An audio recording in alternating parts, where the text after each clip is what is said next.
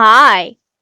So I'm back. The goal is to attempt to get 4 episodes done today. I don't know how that's gonna work, but considering I make the chapter arc after I do an episode, we'll find out.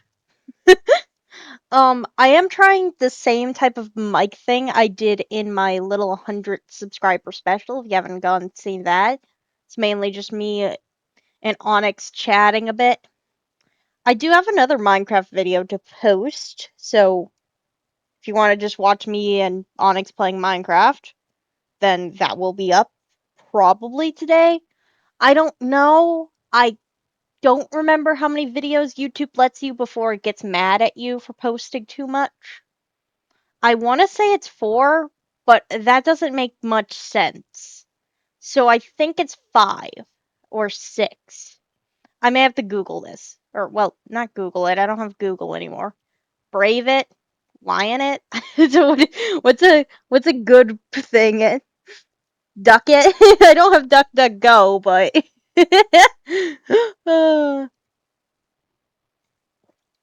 slurp my tea.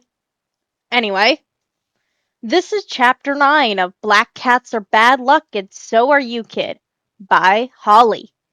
Now on to the frickin' fic.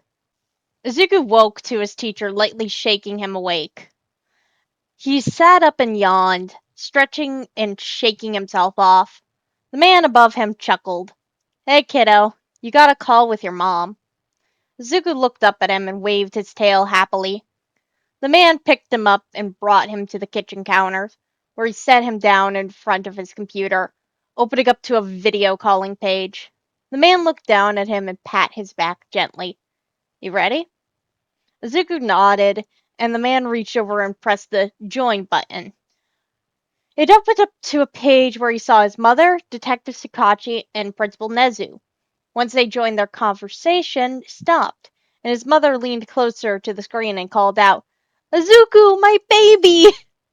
He meowed, meow, and carefully walked up to the camera, butting his head against it and purring. Hello, Mom. Sorry for worrying you again. The woman chuckled behind the screen and spoke again. You need to be more careful, Zoo. Azuku meowed and nodded. Meow. Stepping back so he could see the screen better, his mother was starting to cry and sniffling loudly. Detective Sukachi was working on something else, and the principal was watching with his beady eyes. It made Izuku uncomfortable in this small form, but he powered through it so he could talk with his mother, even if it was a one-sided conversation. His mother sniffled, and Nezu cleared his throat. Pardon me, but I do have some things I would like to discuss before we get too involved in catching up. His mother nodded and wiped her eyes, while Detective Sakachi set down what he was doing and looked at the screen finally. Izuku sat up a bit more to listen to what he had to say. I'm sure Izuku would like to come back to school in 2 days, when we begin school again. Izuku nodded furiously. Then we will have accommodations made for you, and you will be staying with Izawa. If both parties are fine with that. Izuku nodded, and the man behind him leaned in closer to Izuku so he could be seen in the screen more. I'm fine with that. Fantastic! Then, with that out of the way, Izuku will obviously not be involved with the physical aspects of his day until he returns to normal. So while the heroics teams are going out to train, he could stay with me in my office. If there's something he needs to see, I, I'm sure arrangements can be made. Yeah, I can. His teacher nodded behind him, and Nezu clapped his paws together happily. Well then, anything else of importance? Detective Sukachi shook his head and spoke. That was it, really. I just had to be here to observe. Then, then we will let the Midoriyas catch up. Well then, good day to you both. Detective Sukachi and Nezu bowed their heads and left the call, leaving his mom to begin talking to Izuku, who responded as best as he could. Ozawa stepped back and left the room, leaving Midoriya to talk to his mother. He sighed and sat down in the living room, pulling out his phone and messaging his husband to update him on what happened and the plan for the next 2 weeks.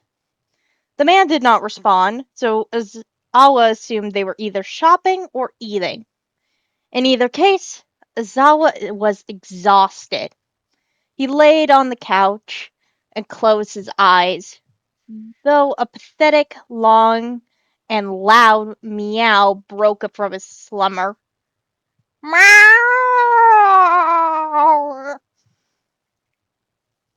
He sighed and stood, walking over to the bedroom and walking into the bedroom to deal with the bastard. Said bastard wrapped around his legs, purring as he entered, happily waving his tail. He sighed and picked the small fuck up, holding him close to his face. Why did you do it? The cat murped at him and licked his nose. He sighed and tossed the cat onto the bed, where he righted himself and began meowing at Azawa again. Meow! Meow! Meow! The man sat down on the bed and the cat jumped onto his lap. Sushi wasn't ever this affectionate with him, so he raised an eyebrow and looked at the little shit. You're jealous, aren't you? The cat just spun in a circle, kneading his lap and purring. He sighed and pat the cat's back. Fucking piece of shit. The cat suddenly bit his hand and ran off. That's the end of this chapter. Another really short one. I'm hopefully gonna get the next chapter done. Oh yeah, I forgot to mention.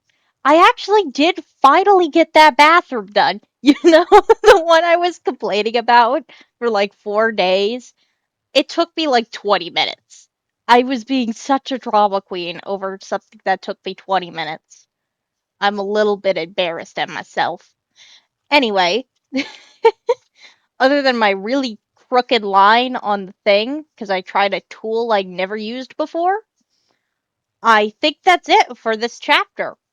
I'm gonna get on to reading the next chapter and posting this up. So, see ya!